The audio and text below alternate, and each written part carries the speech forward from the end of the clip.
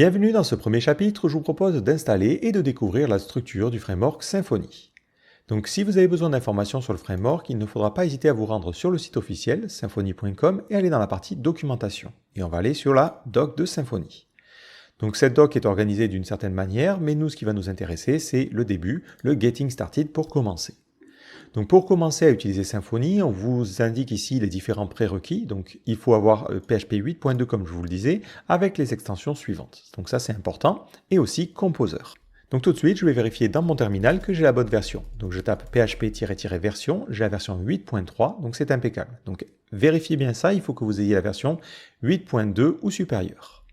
De la même manière, j'ai la commande Composer qui est prête aussi à fonctionner.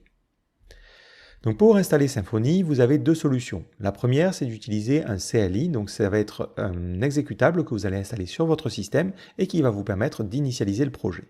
Alors personnellement, je trouve que c'est un petit peu contraignant pour une première découverte du framework, donc nous on va passer plutôt par une installation basée sur Composer. Donc on va copier cette commande-là et on va la mettre au niveau de notre terminal. Ensuite, on va choisir un nom à notre projet, moi je vais l'appeler Tuto Symfony. Cette commande va automatiquement créer le dossier correspondant et installer les différentes dépendances qui sont nécessaires. Ensuite, je vais me rendre dans ce dossier-là et l'ouvrir avec mon éditeur. Donc moi, je vais utiliser PHP Storm pour cette formation, mais vous pouvez utiliser l'éditeur de votre choix. Vous pouvez utiliser VS Code avec l'extension IntelliFence par exemple, ça va fonctionner. J'aime bien PHP Storm parce qu'il offre une meilleure autocomplétion et il dispose aussi d'une extension Symfony pour vous aider à travailler. Mais le choix de l'éditeur n'est pas important pour la suite de cette formation.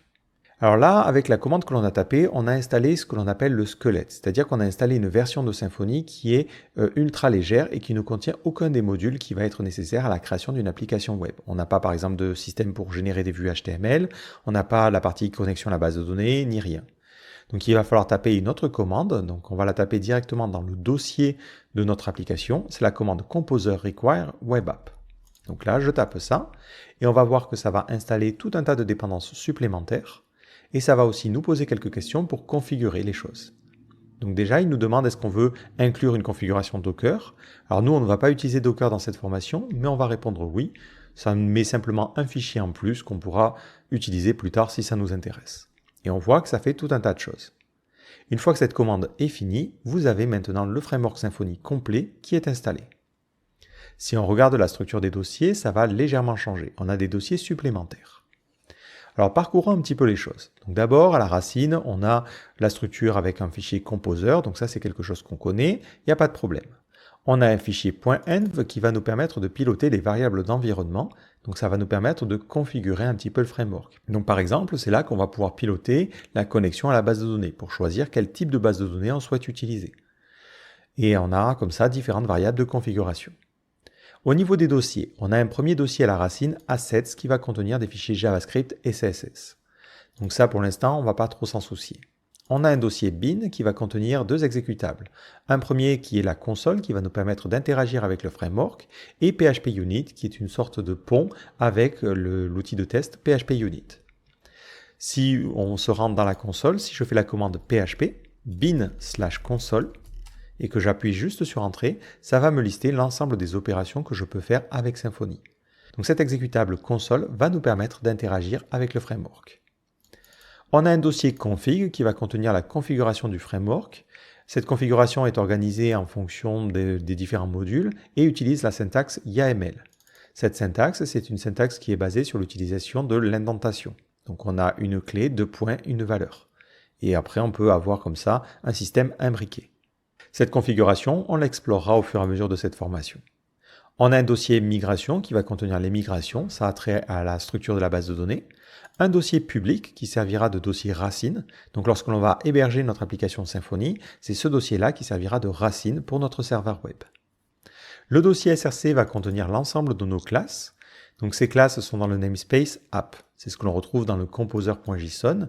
Au niveau de la partie autoload, on voit que le namespace app est branché sur le dossier SRC. On explorera un petit peu plus en profondeur ce dossier SRC au fil de cette formation.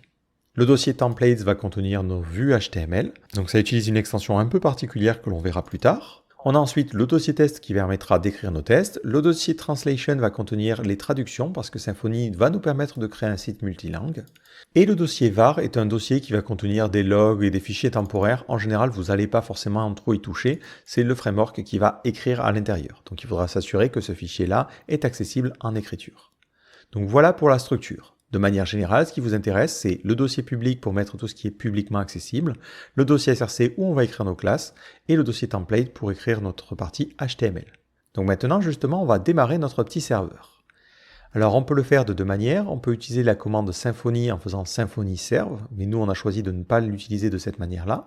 Donc on peut utiliser le serveur interne de PHP. Donc je peux taper la commande php-s majuscule, localhost de .8000, et -t pour dire que le dossier racine, ça va être le dossier public. Si vous utilisez un outil comme Laragon ou autre, vous pouvez configurer votre Laragon pour pointer vers le dossier public de Symfony. Et ensuite, vous démarrez votre application de manière standard, comme vous avez l'habitude de le faire pour les autres applications. Moi, je n'ai pas d'outil comme Laragon, donc je fais directement ça en ligne de commande. Si maintenant je me rends sur la page localhost de .8000, je me retrouve devant cette petite page d'accueil.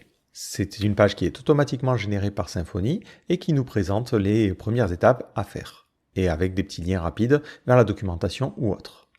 On notera aussi un outil intéressant qui se trouve en bas de la page, c'est une debug bar. Elle est activée par défaut quand vous êtes en mode debug et elle vous donne des informations sur le framework. On aura l'occasion de l'utiliser au fil de cette formation, mais c'est un outil qui est super intéressant. S'il vous gêne, vous pouvez cliquer sur la petite croix et il va se cacher en haut. Si vous recliquez dessus, elle se réaffiche.